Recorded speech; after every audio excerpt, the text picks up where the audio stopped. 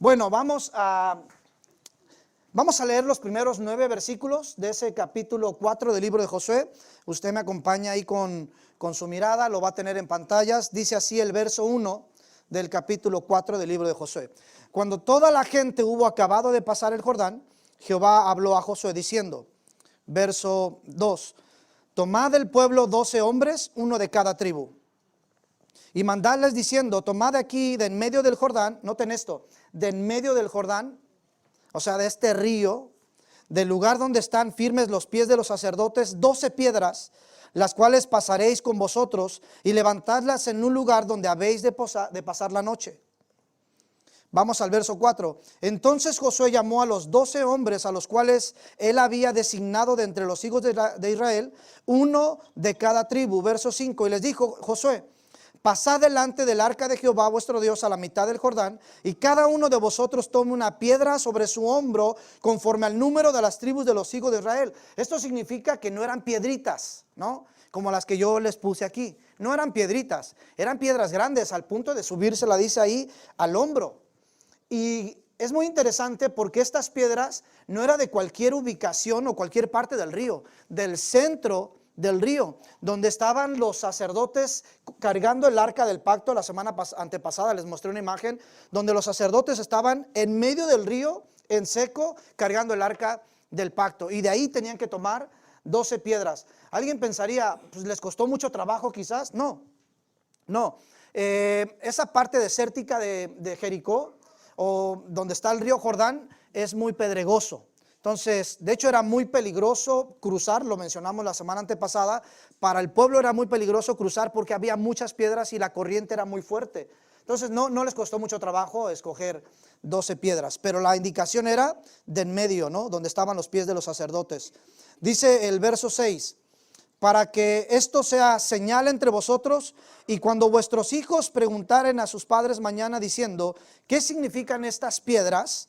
Ojo con lo que va a decir el verso 7, les responderéis que las aguas del Jordán fueron divididas delante del arca del pacto de Jehová cuando ella pasó el Jordán. Las aguas del Jordán se dividieron y estas piedras servirán de monumento, no de menumento, servirán de monumento conmemorativo a los hijos de Israel para siempre.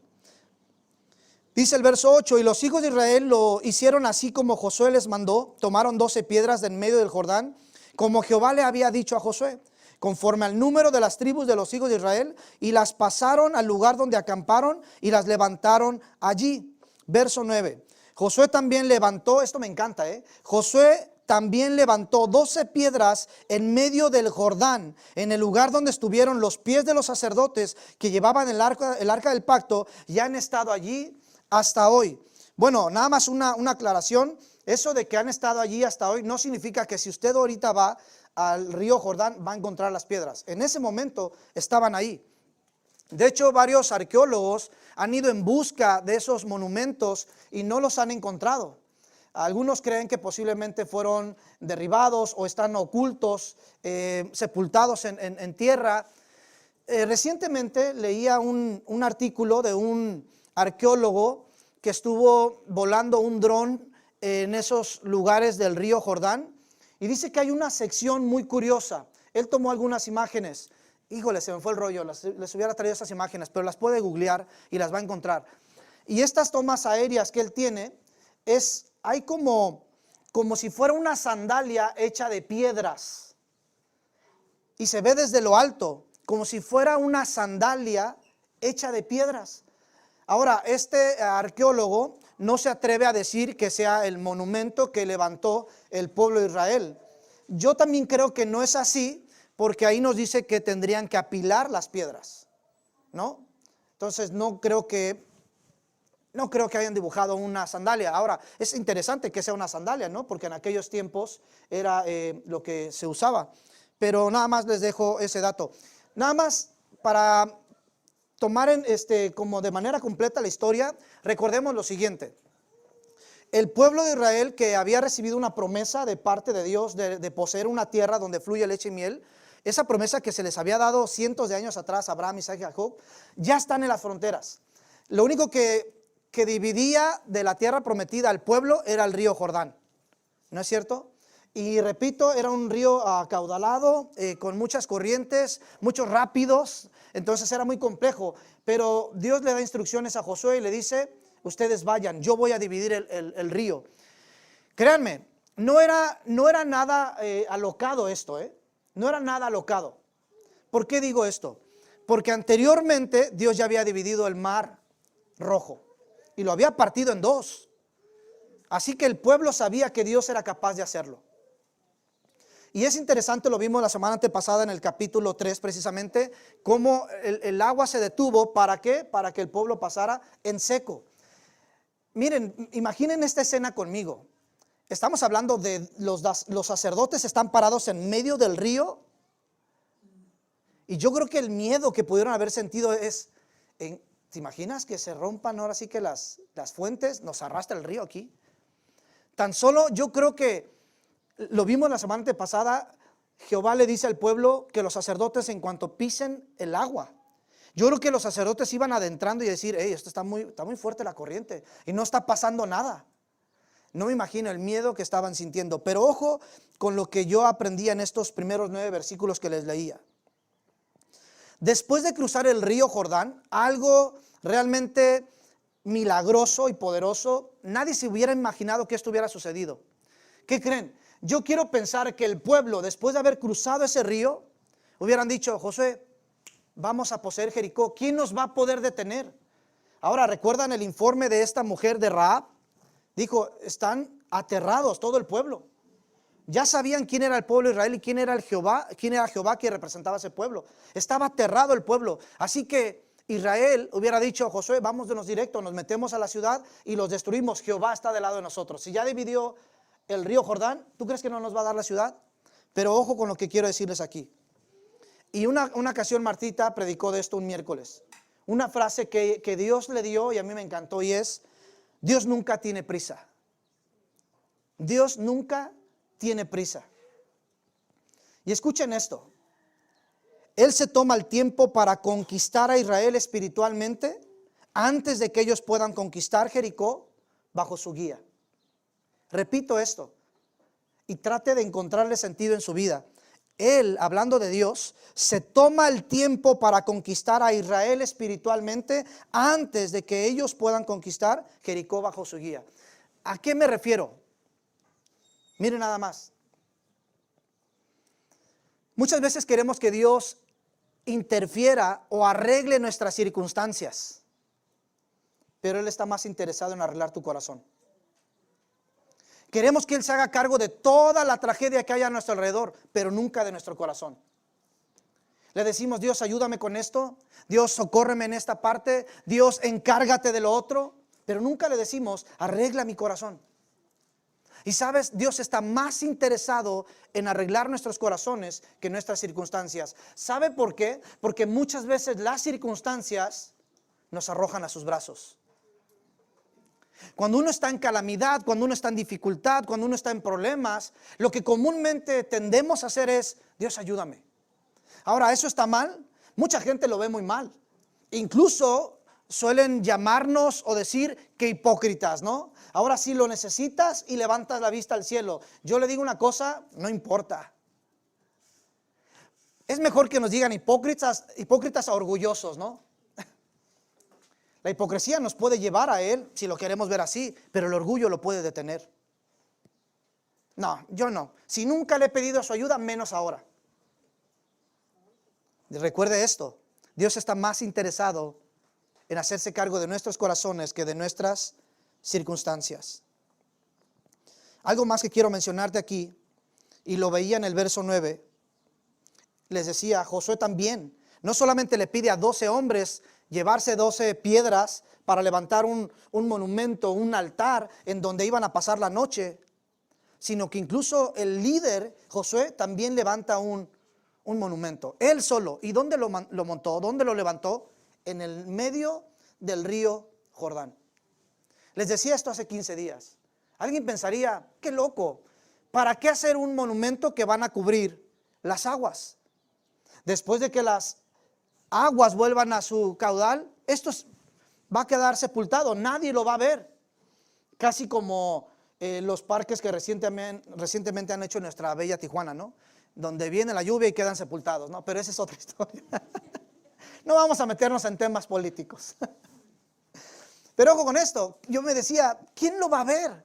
¿Quién va a ver esas 12 piedras?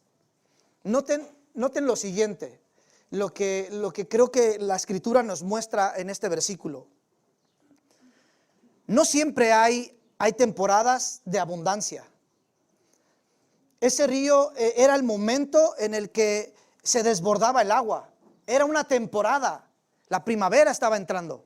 Era una temporada. ¿Pero qué creen? Había tiempos de sequía. Y eso significaba que el agua iba a decrecer.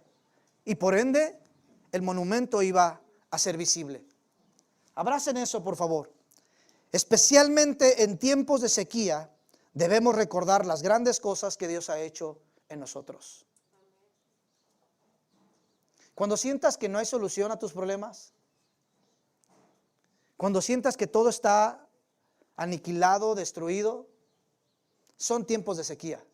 Y es ahí cuando el monumento puede salir a flote y recordarte que Él ha hecho cosas grandes en tu vida, en tiempos de sequía.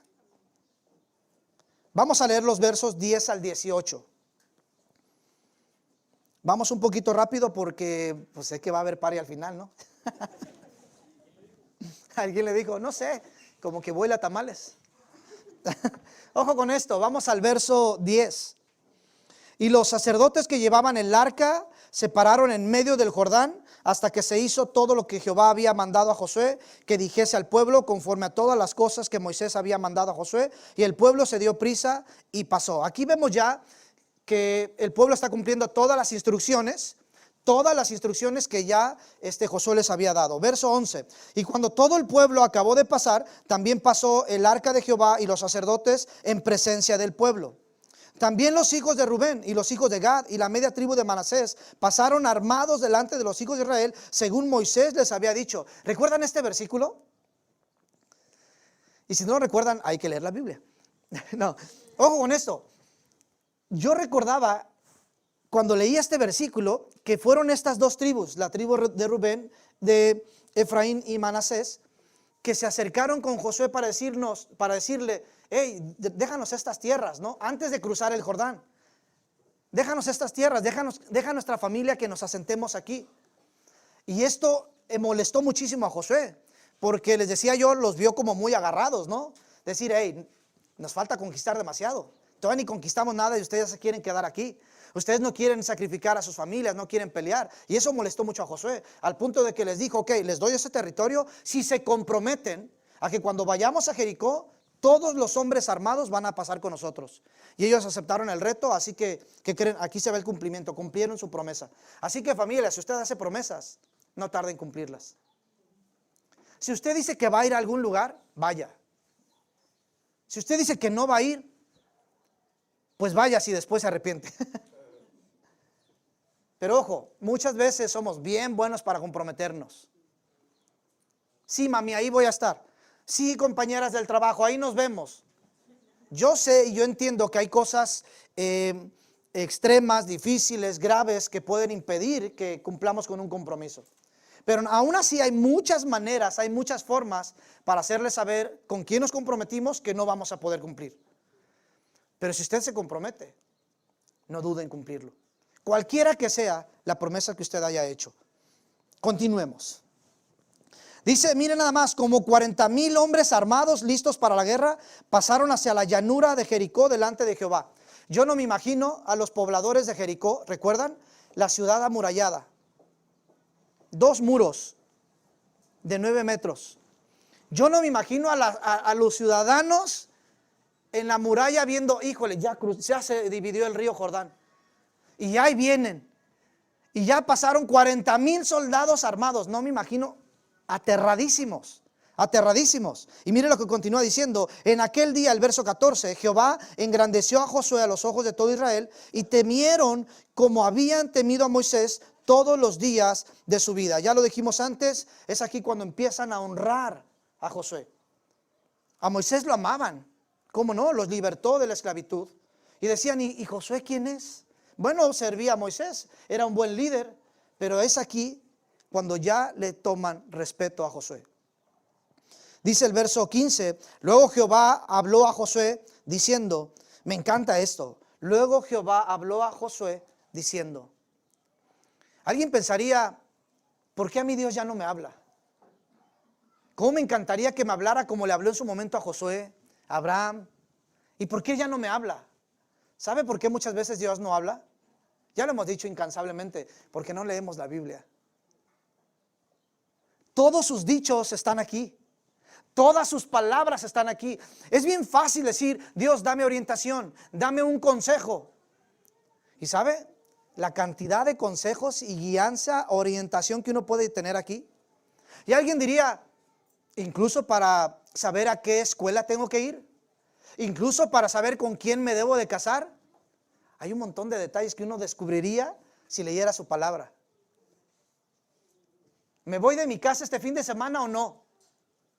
Pues le voy a preguntar a mi amiga, a esa amiga que ya se salió 2 veces y que me va a decir que sí, que me vaya de mi casa. O simplemente voy a la escritura, quizás nunca le he abierto y le digo, Dios, ¿me voy de la casa o no?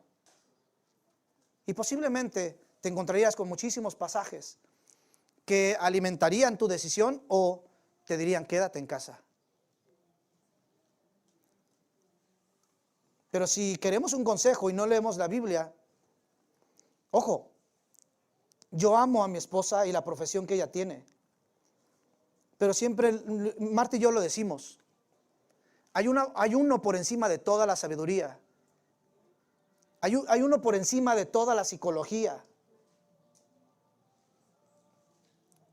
Y Él es el admirable consejero. No hay más.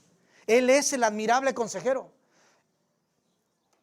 Me encanta cuando vienen personitas a buscarla porque quieren una asesoría o llevan un proceso terapéutico con ella. Está muy bien. Pero al final hay un admirable consejero. Búscalo. Y te aseguro que Él te va a hablar. Él sigue hablando. Verso 17, y Josué mandó a los sacerdotes diciendo, subid al Jordán, subid del Jordán. Ya da la orden de que salgan del río, ¿no? Estuvieron ahí parados, ya tomaron las 12 piedras, cada representante de cada tribu, se las llevaron en el hombro. Ya Josué ya levantó 12 piedras o el monumento, no sé si 12, pero levantó un monumento en medio del Jordán, ya lo hizo. Ahora sí le dice a los sacerdotes, quiten la planta de sus pies y salgan del río. ¿Por qué? Porque Dios ahora va a regresar el caudal. Y dice el 18, y aconteció que cuando los sacerdotes que llevaban el arca del pacto de Jehová subieron de en medio del Jordán, y las plantas de los pies de los sacerdotes estuvieron en lugar seco, las aguas del Jordán se volvieron a su lugar, corriendo como antes sobre todos sus bordes. Créanme, esto es increíble. Esto es increíble. Al instante, el río tomó su corriente natural, su cauce natural. Al instante. Realmente estamos hablando de algo milagroso. Vamos a leer versos 19 al 20. Ya ven cómo sigamos rapidito. Dice el 19, y el pueblo subió del Jordán el día 10 del mes primero y acamparon en Gilgal, al lado oriente de Jericó. Estamos hablando casi de la primavera, ¿no? En nuestros tiempos. Y dice, y acamparon ¿en dónde? En Gilgal, al lado oriente de Jericó. Es ahí donde los 12 que llevaban una piedra las apilaron, ahí en Gilgal. Y bueno, continuamos leyendo el verso 20. Y Josué erigió en Gilgal, ahí está, las 12 piedras que habían traído del río Jordán. Ojo con esto. Gilgal se va a convertir como en su base de operaciones para la conquista de la tierra prometida. Por eso es que Josué pide que ahí se levante el monumento. Cada vez que el pueblo salía a una batalla, porque recuerden que Jericó era la primera ciudad que iban a conquistar, pero de ahí vamos a ver en los próximos capítulos cuántas batallas no tuvieron que librar para poseer todo el territorio que Dios les había prometido. Hablamos de Canaán. Muchísimas. ¿Y qué creen? Cuando el pueblo salía a la batalla, todo el tiempo regresaban a Gilgal. Y miren que hubo momentos muy oscuros para Israel. Lo vamos a ver próximamente. llegan a un territorio de muy poca población y había un exceso de confianza también y los vencen. Un territorio, digamos, minúsculo y los vence y el pueblo regresa llorando. Pero ¿qué creen? Siempre que regresaban, pasaban a un costado del monumento que había sido levantado. Esto es, el pueblo podía mirar el monumento y decir, bueno, hoy perdimos, pero Dios sigue en control, porque Él dividió el río Jordán, porque Él nos cruzó en seco, y eso les volvía el ánimo. O cuando iban a enfrentar una batalla, ellos miraban el monumento y decían, si Él nos hizo cruzar en seco, nos va a dar la victoria. Eso los animaba muchísimo. Y miren nada más, es triste, pero ya lo vimos en el libro de Samuel, en Reyes, como este lugar que se convirtió en la base de operaciones del pueblo, después se va a convertir en un centro de idolatría. Ya lo descubrimos al estudiar esos libros, en un centro de idolatría. Fue horrible esa parte. Vamos a leer los últimos versículos, versos 21 al 24. ¿Están ahí? Y si no, pues también están ahí. Verso 21. Y habló a los hijos de Israel diciendo, cuando mañana preguntaren vuestros hijos a sus padres y dijeren, ¿qué significan estas piedras? Miren, hasta lo remarqué ahí más o menos. ¿Sí se alcanza a ver? Sí, cómo no. Eso para mí es clave del mensaje. Guarden esto. Y habló a los hijos de Israel diciendo, cuando mañana preguntaren vuestros hijos a sus padres y dijeren, ¿qué significan estas piedras? Vamos a ver lo que significan. Verso 22, declararéis a vuestros hijos, otra parte que también les enmarqué, diciendo, Israel pasó en seco por este Jordán. Y mire lo que va a continuar diciendo, verso 23, porque Jehová vuestro Dios secó las aguas del Jordán delante de vosotros hasta que habíais pasado, a la manera que Jehová vuestro Dios lo había hecho en el mar rojo, el cual secó de delante de nosotros hasta que pasamos. Verso 24. Para que todos los pueblos, y ojo también es clave eso, para que todos los pueblos de la tierra conozcan que la mano de Jehová es poderosa, para que temáis a Jehová vuestro Dios todos los días. Miren nada más. El recordatorio tiene un propósito bien definido de parte de Dios. Yo no sé cuántos de los que están aquí alguna vez llegaron a guardar algo para que les causara cierto recuerdo, ¿no? Yo sé que algunos ya están pensando en algún objeto. Va a sonar un poquito como asquerosón esto que les voy a decir, pero recuerdo que mi mamá guardó nuestros ombligos. ¿Alguien de ustedes les pasó? Y mi mamá guardó los ombligos de mis hermanos y el mío, y los tenía en una bolsita, ¿te acuerdas? Los tenía en una bolsita. Y mi mamá se los presumía, quién sabe cuántas personas decían, qué asco, ma. Ay, mira los ombliguitos de mis niños. No, yo en cuanto tuve oportunidad agarré el mío y lo tiré y dije, ¿qué voy a andar guardando esto? Ay, perdón. Mi mamá ya no sabe que mi ombliguito ya no está en esa bolsa. No, de hecho ya desapareció esa bolsita, pero mi mamá los tenía bien guardaditos. No sé cuántos de ustedes han guardado algo para causar esto, un recuerdo. Y ojo con esto, miren la siguiente imagen. Los recordatorios tienen tres objetivos, al menos en estos tres versículos que yo les puse. Número 1, animan a la generación presente. Ojo, ahí está, animan a la generación presente. Y déjenme contarles algo en ese punto. Animan a la generación presente. Martita, cuando los chicos van a ir a la escuela, bueno, dependiendo, nos ponemos de acuerdo, ya sea que ella le toque o me toca a mí, o a veces no les toca nada, ¿verdad? Pero cuando los mandamos y les ponemos lonche en la mañana, ¿no? Ya sea Martita, te toca llevarlos a ti, órale, pues yo les hago el lonche y los llevamos. No, te toca a ti. Pero tiene recientemente tiene una cultura que ha estado desarrollando. Y les hace el lonche a Gadiel y Salmaí. Y en esa ocasión, Marta comienza a escribirles alguna notita en el papel de los burritos o el sándwich y les pone, te amo, que tengas un bendecido día. Marta, cuando hacía esto, le viene al pensamiento y dice, ¿por qué? Gadiel y Salmaí saben que los amo. Pero Marta dijo, no está por demás que se los recuerde. Que cuando ellos lean esto, lo puedan recordar. ¿Sabe? Por eso es que leímos en estos versículos anteriores. Cuando tus hijos pregunten, tú les dirás. Mis hermanos, no está por demás que hagamos este tipo de recordatorios. No está por demás. Ojo con esto, no asuma que el otro sabe, que la otra sabe que le ama. Recuérdelo constantemente. Mire, número 2, los recordatorios educan a las generaciones presentes. Lo acabamos de leer, se los marqué también ahí. Y dice, y declararéis a tus hijos. Esta palabra declarar también tiene que ver con enseñar. Y declararéis, enseñarás a tus hijos. ¿Qué les va a enseñar? Esto precisamente. Un día Jehová nos sacó de Egipto y dividió las aguas del Mar Rojo en dos. Y nos hizo entrar a Jericó y dividió las aguas del río Jordán. ¿Para qué? Para que las nuevas generaciones recuerden eso, que hay un Dios vivo. Yo quiero decirte algo aquí. Tus palabras van a dar vida o muerte. ¿Escuchó eso? Tus palabras van a dar vida o muerte. ¿Cómo estás educando? No solamente el corazón de tus hijos, de tu familia, de tus amigos. ¿Constantemente criticas? ¿Constantemente juzgas? ¿Constantemente acusas? ¿Hieres?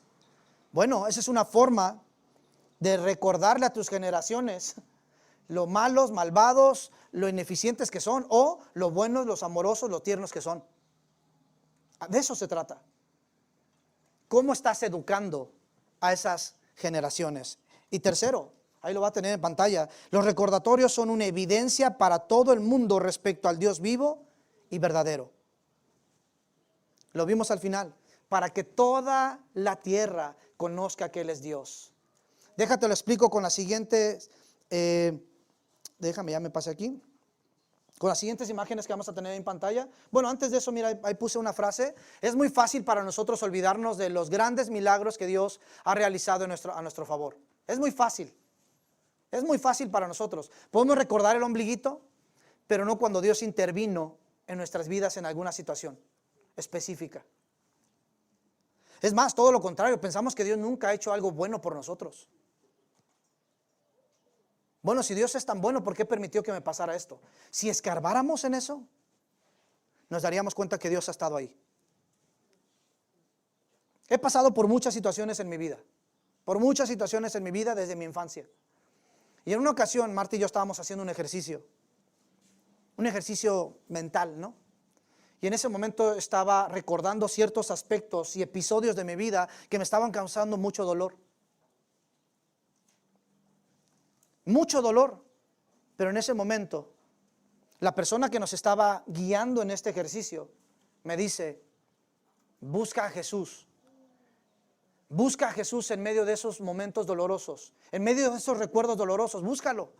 De verdad, mis amigos, yo me acuerdo, yo tenía los ojos completamente cerrados, Marta me tenía tomado de la mano y yo empecé a verme en escenarios de mi vida, incluso que quizás yo pensé que no recordaba o que nunca había vivido.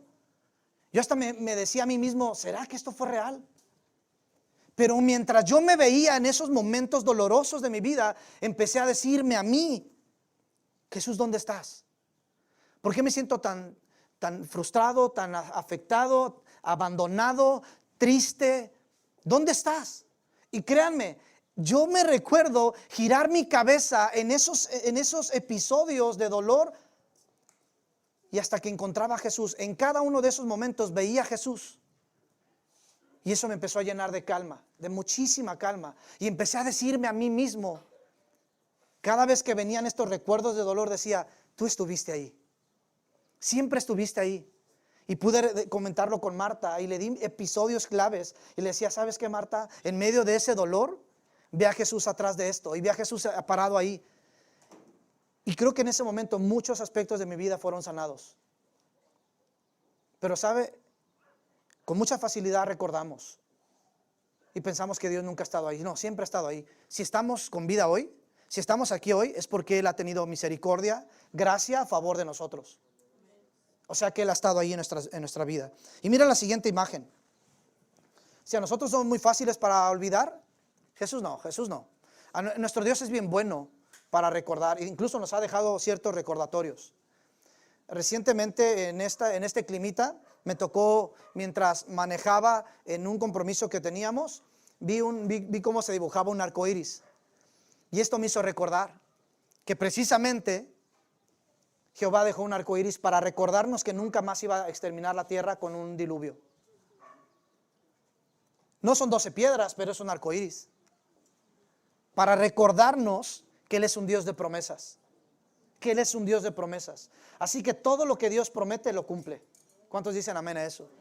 Todo lo que Él promete lo va a cumplir. Y no solo eso, también nos dejó la cruz. No son 12 piedras, es la cruz como un monumento para recordar que su sacrificio en la cruz por nosotros, que un día Él dio su vida por amor a ti, por amor a mí. Yo sé que hay muchas personas a las que no les gusta la cruz, y hablamos de muchos cristianos. No les gusta que uno tenga, no sé, una cruz colgando. A mí me encantan, a mí me gustan. No me gustan tanto cuando llevan todavía a Cristo ahí en la cruz, ¿no? Yo digo, ¿por qué no? Si ya no está en la cruz, hablamos de un Dios vivo. Digo, si llevas una cruz vacía, completamente entendible, pero ¿por qué lo llevas crucificado si ya no está ahí? Hablamos de un Dios vivo, pero es un recordatorio. Y tenemos ahí la Biblia. La Biblia también es un recordatorio. Él nos dice que Él es real. Él es real. Ahora, no idolatremos la Biblia. Alguien diría, pastor, ¿qué pues? O sea, ¿tú lo estás diciendo? Si amamos exponer la palabra de Dios, sí. No idolatre la Biblia. Ame al Dios de la Biblia. Es muy diferente. Es muy diferente. Y Él nos dejó ciertos recordatorios. ¿Para qué? Para que podamos reconocer y recordar que Él es real. ¿No es cierto que en 24 versículos que acabamos de leer parece una fantasía? A muchas personas les cuesta trabajo creer las historias que están en la Biblia. Pero ¿sabe? Cientos, miles de personas viajan a Tierra Santa, viajan a Jericó y caminan fuera de los vestigios donde antes estuvieron las murallas de Jericó. Y aún así seguimos creyendo que es una fantasía. No, hay evidencia arqueológica. Tan solo el muro de los lamentos. La gente va a hacer sus rezos ahí, en lo que antes fue el templo de Salomón. Hay evidencia por todos lados de que Jesús, de que Jehová, de que la palabra es verdad. Decía un personaje que se requiere más fe para ser un ateo que para ser un cristiano.